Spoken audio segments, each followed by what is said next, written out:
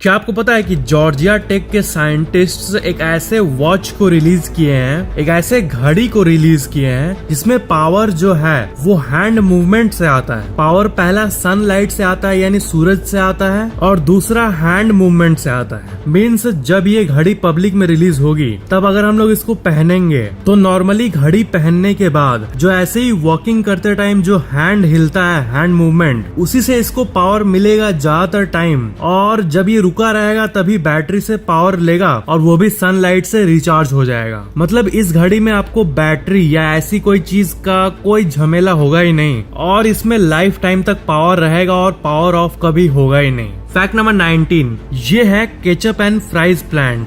आपने tomato plant देखा ही है, आपने पोटैटो प्लांट भी देखा है, बट क्या आपने पोमैटो प्लांट देखा है?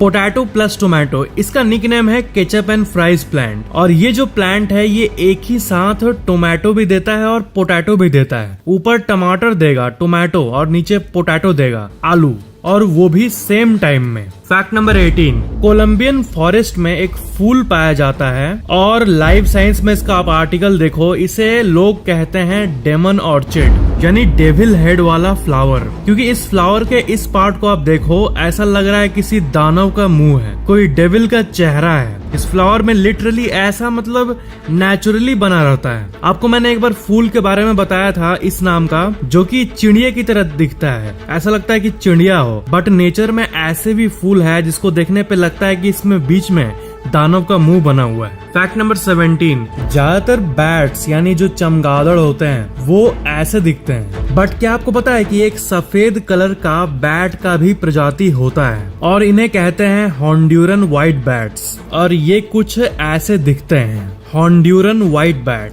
फैक्ट नंबर 16, लियोनार्डो ग्रेनाटो, ये एक 27 साल के अर्जेंटीनियन पेंटर है और इनका पेंटिंग सच में होश उड़ा देने वाला है। ये लिटरली पेंट को अपने नाक के अंदर से लेते हैं और लेने के बाद उसको आंख से निकाल के, आंख के नीचे से ऐसे फुहारे की तरह निकाल के देन पेंटिंग बनाते हैं, बिल्कुल अपने इंस्पिरेशन जैक्सन पोलॉक की तरह, जो कि बिल्कुल कुछ ऐसा ही करते थे। फैक्ट नंबर 15, पुराने बॉलीवुड एक्टर देव आनंद के बारे में एक फैक्ट है। कहा जाता है कि देव आनंद जो हैं वो ब्लैक कोट में इतने अच्छे लगते थे कि लोग बिल्डिंग से कूद जाया करते थे इनका एक झलक पाने के लिए, और इसलिए कोर्ट ने इस चीज को बैन कर दिया। बट क्या ये ट्रू है? क्या उनको कोर्ट ने ब्लैक कलर का कोट पहनने से मना कर दिया? इंडिया के कोर्ट ने ऐसा किया, बट ये एक्चुअली एक र्यूमर है और इसे देव आनंद ने अपनी ऑटोबायोग्राफी रोमांसिंग विथ लाइफ में क्लियर किया। इस कोट में आप देख सकते हो उन्होंने क्या कहा कि इन्हें इस र्यूमर के बारे में पता चला था, बट ये ऐसी हंसी मजाक के लिए छोड़ दिए ताकि लोग भी हंसे कि अरे ऐसा भी हुआ था।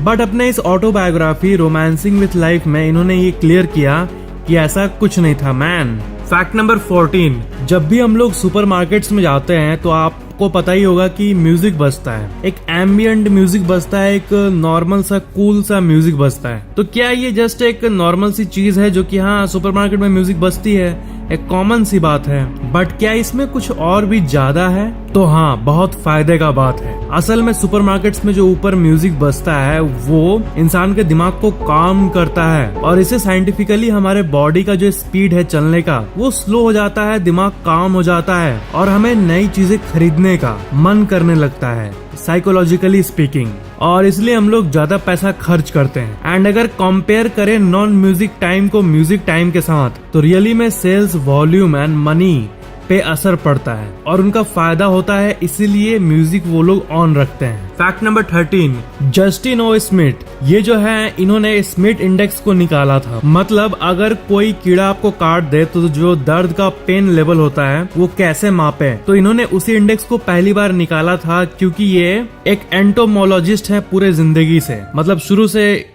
कीड़े मकोड़े मक्खी इन सब चीजों पे इन्होंने रिसर्च करते आया है। तो सबसे मेन बात है कि इन्होंने इसी इंडेक्स को बनाने के लिए इन्होंने अपने आप को कटवाया है। अपने पर्सनल एक्सपीरियंस से इन्होंने इंडेक्स को बनाया है और करीब 78 से भी ज्यादा बीज एंड्स ऐसी चीजों से इन्होंने अपने आप को कटवाया है, तब जाके इन्होंने ये किताब लास्ट में निकाला। That's really crazy. और outsideonline.com पे आप इनका ये आर्टिकल भी देख सकते हो कि कैसे एक साइंटिस्ट ने अपने पर्सनल एक्सपीरियंस को यूज करके ऐसा इंडेक्स निकाला, मतलब जानबूझ के कटवा के इंडेक्स निकाला। और ये भी फेमस है स्मिथ स्टिंग पेन इंडेक्स के नाम पे। फैक्ट नंबर 12, बुद्ध भगवान के जो ये ऊपर ये ऐसा रहता है, बहुत लोगों को लगता है कि ये उनका नॉर्मल हेयर है, उनका बाल है, बट असल में ये स्नेल्स है। पता है, ये छोटे छोटे स्नेल्स है। कहानी के मुताबिक जब ये नॉन स्टॉप मेडिटेशन कर रहे थे तब एक स्नेल ने इनके बॉडी पे चढ़ के उस जगह पे आया ताकि जो हीट है, गर्मी, उसके चलते इनके मेडिटेशन और इनका जो एक नोबल एम था उन पे बाधा ना आए। और ऐसे ही करते करते 108 स्नेल्स इनके माथे को घेर दिए। और ऐसे ही इस आप जो मूर्ति में ऐसा देखते हो, इस चीज का जन्म हुआ। ये असल में हेयर नहीं है, अब बारीक में डिटेल में देखोगे तो ये असल में स्नेल है। फैक्ट नंबर 11, डेट जो है ना, ये जो वर्ड है इंग्लिश वर्ड डेट, ये इसका काफी मीनिंग है। पहला डेट मतलब दिनांक, तारीख, दूसरा डेट मतलब कपल वाला डेट, और तीसरा डेट मतलब ये जो हम लोग खाते हैं डेट। तो असल में हम लोग तीसरे की बात करें तो आपको पता है ये वर्ल्ड के सबसे हेल्दीएस्ट फ्रूट्स में से एक है, क्योंकि ये हार्ट यानी दिल के लिए बहुत अच्छा होता है और इसमें आयरन भी भरपूर होता है। और साइंटिस्ट ने भी डेट्स को वर्ल्ड के सबसे हेल्दीएस्ट फूड्स में क्लासिफाई किया है। फैक्ट नंबर 10, जब भी हम लोग पिरामिड सुनते हैं तब हमारे मन में इजिप्ट आता है कि इजिप्ट ही वो जगह है इस पूरे दुनिया में जिसमें सबसे ज्यादा पिरामिड्स मौजूद हैं, बट ऐसा नहीं है। असल में 120-25 बड़े छोटे पिरामिड मौजूद है इजिप्ट में, बट सूडान नाम का एक कंट्री है और वहाँ पे 225 पिरामिड्स मौजूद है और ये टेक्निकली वर्ल्ड का सबसे ज्यादा पिरामिड वाला कंट्री है। नियरली ट्वाइस, इजिप्ट के पिरामिड से नियरली ट्वाइस है। फैक्ट नंबर 9, फोर्ड ऑरोरा 2 ये कार थी 1969 की और इसका जो इंटीरियर है वो ऐसा है जैसा आज तक भी नहीं बना। आप देख सकते हो कि इस कार का इंटीरियर जो है ये कितना अमेजिंग है, मतलब एक बिल्कुल सोफे की तरह है और लिटरली ऐसा फिर से किसी कार में नहीं हुआ जिस तरह ये फोर्ड ऑरोरा 2 में 1969 के ही टाइम में था। फैक्ट नंबर 8, रेडिट में इस इमेज को पोस्ट किया गया था और ये देखने पे ऐसा लगता है कि दो पेड़ आपस में ऐसे गले मिल रहे हैं, हग कर रहे हैं, है ना। फैक्ट नंबर 7, बहुत लोग हैं ना जिनका आदत हो जाता है कि अपने टॉयलेट को वो अक्सर रोकते रहते हैं, बट क्या आपको पता है कि ऐसा करना बिल्कुल भी अच्छा नहीं होता। अगर कोई ऐसा एक बार भी करे तो ये उनके लिए अच्छा नहीं होता काइंड ऑफ, क्योंकि इससे किडनी स्टोन का खतरा और भी ज्यादा बढ़ जाता है इसको रोकने से। क्योंकि जो चीज आपके अंदर से बाहर आना चाहिए उसी को अगर सप्रेस करे कोई तो बॉडी में दिक्कत आने लगती है और वहाँ का मसल डैमेज और वहाँ का टिश्यू डैमेज ये तो कॉमन है ही, इसलिए हमें ऐसा नहीं करना चाहिए। फैक्ट नंबर 6, मोरक्को में वर्ल्ड का सबसे लार्जेस्ट सोलर फार्म मौजूद है और आप इसका ऊपर से ड्रोन व्यू देखो, 35,000 फुटबॉल फील्ड के बराबर के साइज पे ये फील्ड मौजूद है और करीब साल का 8 लाख टन कार्बन एमिशन को ये रोकता है और ये सहारा डेजर्ट में मौजूद है। इस जगह का नाम है नूर क्वार्जा जाटे कॉम्प्लेक्स और Morocco solar farm. Fact number 5, क्या आपको पता है कि वर्ल्ड का सबसे पहला स्पेस होटल साल 2027 में जाके ओपन होने वाला है, वॉयजर स्टेशन नाम का ये होटल, और ये बिल्कुल कमर्शियल होटल होने वाला है। ऑर्बिटल असेंबली कॉरपोरेशन इसको खोल रही है और ये लॉन्च होने वाला है 2027 में। और सबसे अमेजिंग बात है कि सिर्फ मतलब ऐसा नहीं कि एस्ट्रोनॉट्स इसमें रहेंगे, बल्कि धरती का कोई भी इंसान बुक करके इस होटल में जा सकता है और फिर वो सेफली रिटर्न कर सकता है स्पेसशिप के थ्रू। मतलब नॉर्मली होटल से हम लोग मस्त व्यू का बात करते हैं, दूर दिखता है, अरे वहाँ पहाड़ दिख रहा है, नदी दिख रहा है, बट इस होटल में से कोई उठेगा सो के फिर देखेगा बाहर तो पूरा धरती दिख रहा होगा और वो ऐसे ऐसे अंगड़ाई लेते हुए पूरे धरती को देखेगा एक शीशे के थ्रू।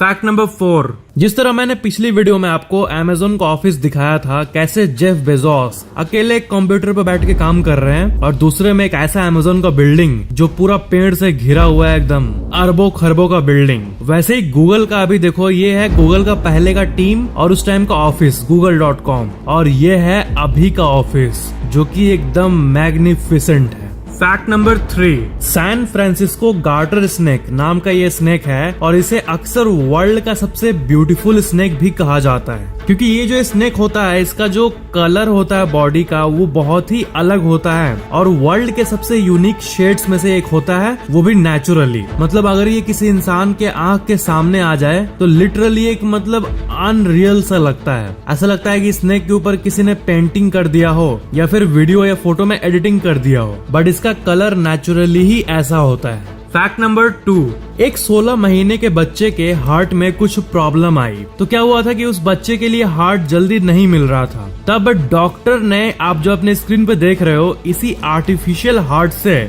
करीब 13 दिन तक बच्चे को चलाया। मतलब जब बच्चे का हार्ट नॉन फंक्शनिंग हो गया था, तब उसके बाद जब इस आर्टिफिशियल लोहे के बने हार्ट को लगाया गया, तब वो बच्चा 13 दिन तक जिंदा रहा। एंड उसके बाद जब उसका एप्रोप्रिएट हार्ट मिल गया, तब तो उस पे लग ही गया। बट सबसे अमेजिंग बात यह है कि 13 दिन तक ये हार्ट उसको बचा के रखा इस हार्ट से, इस आर्टिफिशियल हार्ट के चलते। मतलब इंसान कितना आगे पहुंच गया है, एक ऐसा डिवाइस जो कि पूरे बॉडी में, एक छोटे से बच्चे के बॉडी में ब्लड पंप कर सकता है, एक आर्टिफिशियल हार्ट। ये घटना इटली में हुई थी और cbsnews.com का आप ये आर्टिकल देख सकते हो।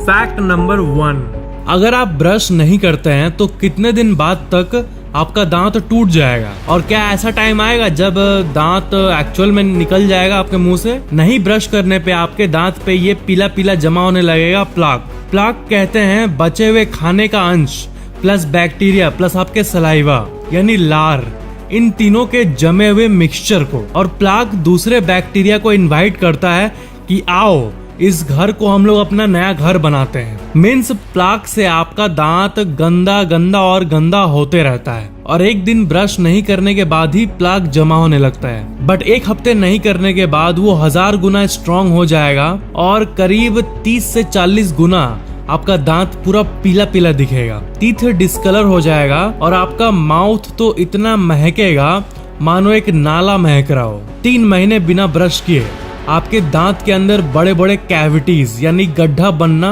शुरू हो जाएगा और मसूड़े जो है वो ढीले होने लगेंगे। साइंटिफिकली कहें इसको अनकॉमन भाषा में, तो 1 साल बाद जाके पेरियोडोंटिटिस नाम का एक कंडीशन होगा जिससे आपका जो टीथ का गम है वो आपके दांत को छोड़ने लगेगा और जो ऐसे छोड़ेगा और जो स्पेस बनेगा उसमें और ज्यादा बैक्टीरिया इनवाइट होगा और इतनी आबादी हो जाएगी बैक्टीरिया की कि आपका इम्यून सिस्टम ही गम को यानी आपके मसूड़े को डैमेज करने लगेगा। उसके बाद आपका दांत गिरने लगेगा 1 साल 2-3 महीने के अराउंड, लिटरली बाहर निकलने लगेगा।